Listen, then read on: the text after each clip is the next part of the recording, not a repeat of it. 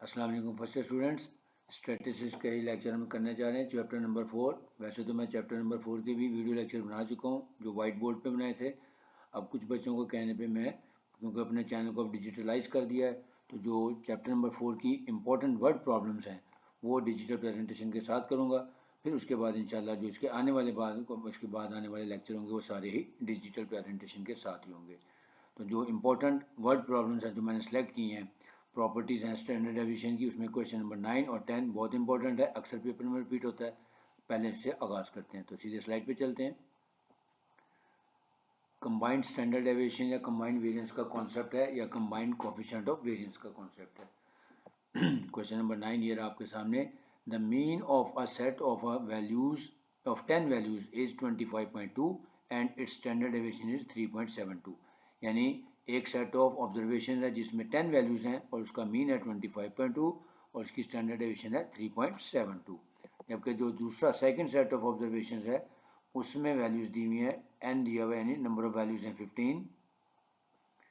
15 values हैं और उसका मीन है 25.2, यानी मीन दोनों का सेम है और स्टैंडर्ड डेविएशन दोनों की डिफरेंट है। यानी एक ऑब्जर्वेशन में 10 वैल्यूज़ हैं और दूसरे में 15 वैल्यूज़ हैं, जबकि दोनों का मीन सेम है 25.2 25.2, जबकि स्टैंडर्ड डेविएशन भी डिफरेंट है, एक में है 3.72 और एक में 4.5। तो बहुत आसान है, पहले डाटा को पढ़ लें। अब इसका एक फार्मूला है, वो फार्मूला आपने अप्लाई करना है। पहले गिवन डाटा लिख लेते हैं। n1 यानी जो फर्स्ट ऑब्जर्वेशन है उसको हमने n1 का, उसमें 10 वैल्यूज़ हैं और m1 इसका मीन है।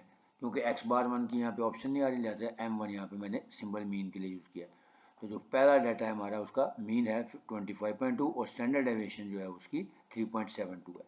फिर जो सेकंड सेट ऑफ ऑब्जर्वेशन हैं उसमें नंबर ऑफ़ वैल्यूज़ हैं 15, so n2 is equal to 15 and mean यानी सेकंड मीन जो है उसका 25.2 आ गया। और जो सेकंड सेट ऑफ ऑब्जर्वेशन है उसका स्टैंडर्ड डेविएशन दी हुई है 4.05। अब क्योंकि हमने फाइंड क्या करनी है, कंबाइंड स्टैंडर्ड डेविएशन। तो कंबाइंड स्टैंडर्ड डेविएशन के लिए पहले हमारे पास कंबाइंड मीन होना चाहिए, फिर कंबाइंड मीन के बाद हम कंबाइंड स्टैंडर्ड डेविएशन का फार्मूला लगाएंगे और साथ ही एडिशनली मैं आपको इसमें कोफिशिएंट ऑफ वेरिएंस भी निकालना सिखाऊंगा, ताकि अगर पेपर में आ जाए कि कोफिशिएंट ऑफ वेरिएंस भी निकालना हो तो वो भी आप निकाल सकते हैं। तो सबसे पहले हम इसका कंबाइंड मीन निकालते हैं। कंबाइंड मीन का फार्मूला है n1 m1 plus n2 m2, यानी जो n1 की वैल्यू है और x बार 1 यानी उसको मैंने m1 का है, n1 m1 plus n2 m2 divided by n1 plus n2। यानी सबसे पहले हम इस फार्मूले के मुताबिक कंबाइंड मीन निकाल लेते हैं। तो देखें n1 यानी 10 था और m1 यानी पहला जो x बार 1 था वो हमारा 25.2 था, प्लस फिर 15 है n2 और 25.2 मीन, क्योंकि मीन दोनों का सेम था, और नीचे n1 प्लस n2। अब इसको हम कैलकुलेटर से आंसर निकाल लेते हैं। तो 630/25 यानी 25.2। देखें क्योंकि मीन जो था दोनों सेट ऑफ डाटा का सेम ही था, 25.2 25.2, तो जब इसलिए जब हमने इसका कंबाइंड मीन निकाला तो वो भी सेम ही निकल आया। अब हम निकालते हैं इसकी कंबाइंड, पहले वेरिएंस निकालेंगे बाद में उसका स्क्वायर रूट ले लेंगे तो स्टैंडर्ड डेविएशन आ जाएगी। तो कंबाइंड वेरिएंस का फार्मूला ये रहा आपके सामने, n1 s1 square plus m1 minus mc। अब ये m1 है यानी x बार 1 है और mc का मतलब है जो कंबाइंड मीन की वैल्यू निकाली उसका होल स्क्वायर लेंगे, plus n2 and same second portion में s2 आ गया और फिर m2 और कंबाइंड मीन आ गया। अगर कोई तीसरा सेट ऑफ ऑब्जर्वेशन होता तो उस पर हम यहाँ पे n3 फिर s3 फिर m3 वगैरह यानी ये वाला फार्मूला उसको एक्सटेंड करके लगा देते हैं। तो ये इसका फार्मूला है। अब इसमें हमने जस्ट वैल्यूज पुट करनी है, यानी n1 की वैल्यू थी 10 इंटू s1 3.72 का होल स्क्वायर प्लस m1 था हमारा यानी फर्स्ट मीन जो था x बार 1 25.2 माइनस कंबाइंड मीन की वैल्यू है 25.2 का होल स्क्वायर। इसी तरह सेकंड सेट ऑफ डाटा की भी हमने यहाँ पे वैल्यूज पुट कर दी और नीचे आ गया n1 प्लस n2 यानी 10 प्लस 15 आ गया। अब क्योंकि देखें 25.2 माइनस में ये जीरो हो जाएगा, लिहाजा ख़त्म हो गया।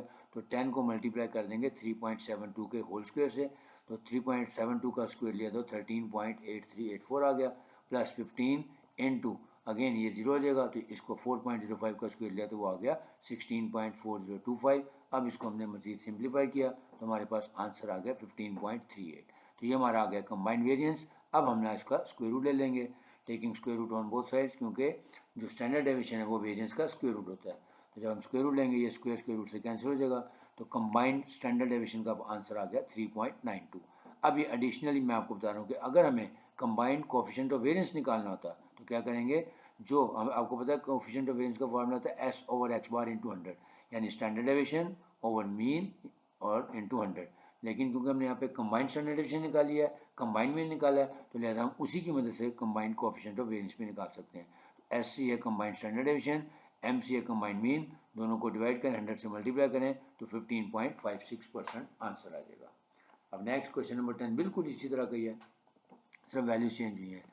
For a group of 50 boys mean score and standard deviation of on a test are 59.5 and 8.38। यानी जो पहला सेट ऑफ डाटा है उसमें 50 है N1 और मीन यानी x⁴1 या M1 जो है हमारा 59.5 है और स्टैंडर्ड डेविएशन यानी S1 है 8.38।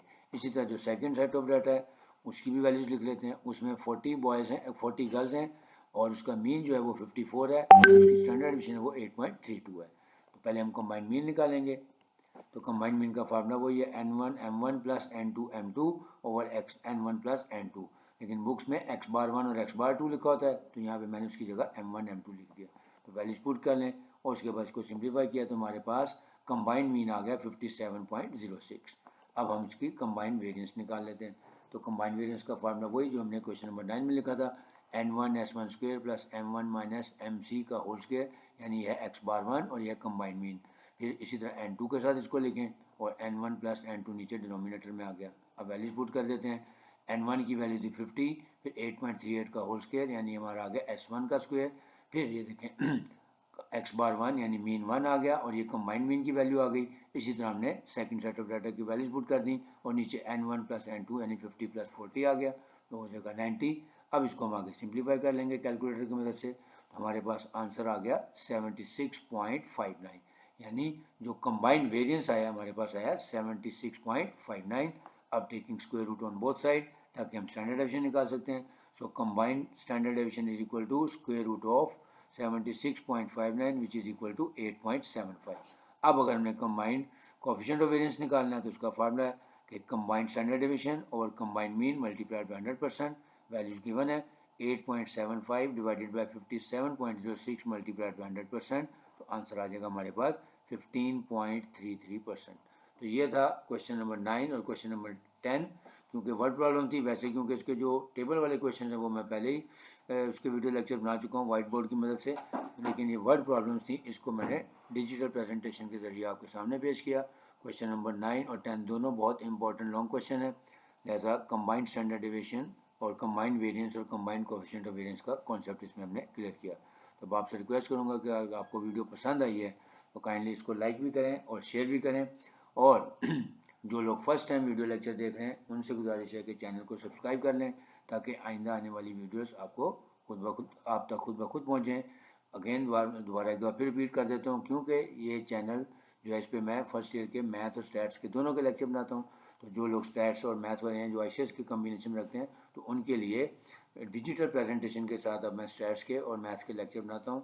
तो अगर आप ICS के स्टूडेंट हैं ख़ास तौर पे, तो आप इस चैनल को सब्सक्राइब कर लें और आपको साथ साथ इसका जो मैथमेटिक्स है फर्स्ट ईयर का उसके भी वीडियो लेक्चर आपको प्ले लिस्ट में मिल जाएंगे। इंशाल्लाह नेक्स्ट लेक्चर में कुछ मज़ीद वर्ड प्रॉब्लम के साथ आपसे दोबारा मुलाकात करूँगा। इजाज़त चाहूँगा। अल्लाह हाफ़िज़।